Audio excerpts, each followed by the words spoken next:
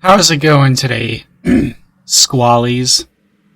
In this video, it's going to be a little bit different because I'm just going to be talking and reading about political stuff, what I tend to fall under when it comes to the political spectrum and stuff like that, because I thought that could be an interesting video to do.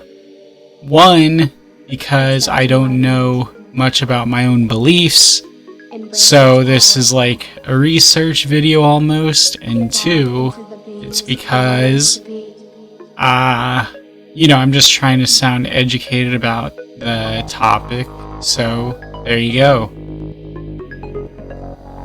Okay. What is libertarian socialism? We call ourselves libertarian socialists, but why the adjective? Why libertarian socialism? Is libertarian socialism any different from socialism as it is generally understood? And this source is from the anarchistlibrary.org. The problem and the reason for the adjective is that there exists no definition of socialism that is generally understood, quote unquote. The dilemma of socialism today is first of all the dilemma of the meaning of socialism, because the term has been applied to such an all-encompassing range of persons, parties, philosophies, states, and social systems, often completely antagonistic to each other, that the very term socialism has become virtually meaningless. There are more variations of socialism currently in existence than there are varieties of soup on the supermarket shelves, more socialist parties with a correct line than religious sects with a monopoly on salvation. Most of the Earth's people are now governed by states calling themselves socialists, states displaying among themselves the familiar antagonisms usually held to be hallmarks of capitalist imperialism, as well as every kind of social system presently in existence, from declining tribalism to advanced industrialism. Can there be any meaning worth salvaging in a label that has been claimed by Kautsky and Lenin, by Mayo and Brezhnev, by Gandhi and Hitler, by Ed Brodent and Karl Marx? Does the term connote anything more than just or good to its proponents, bureaucratic or bad to its enemies? The temptation is strong to abandon the label entirely, to adopt some new term to indicate the new social change we propose, but to do so would be to attempt to sidestep a problem that really cannot be avoided. For the terminological confusion, it is not accidental, nor is it merely a matter of words. It is rooted in the fact that the dominant social system always acts to integrate that which it cannot destroy. Movements, ideas, even words. It is rooted in the fact that dominant social systems always act to integrate that which it cannot destroy. Movements, ideas, even words, and therefore destroys them precisely by integrating them, by calming them. It denies the very possibility of an alternative to itself, and proves this impossibility by absorbing the alternative and emptying it of meaning, by adopting new forms and new language which create the illusion of choice and change while perpetuating the same essential relations of domination. Since the main challenge to capitalism has always come from that which called itself socialism, it is hardly surprising that capitalist social relations have survived in half the world by calling themselves socialists. Socialism has become another name for capitalism, another form of capitalism. In victory, socialism has been more totally buried than it ever could have been in defeat.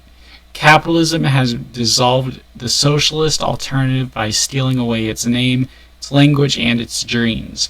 We have to take them back, for without words there can be no concepts, and where there is no language of freedom there can be no dream of liberation.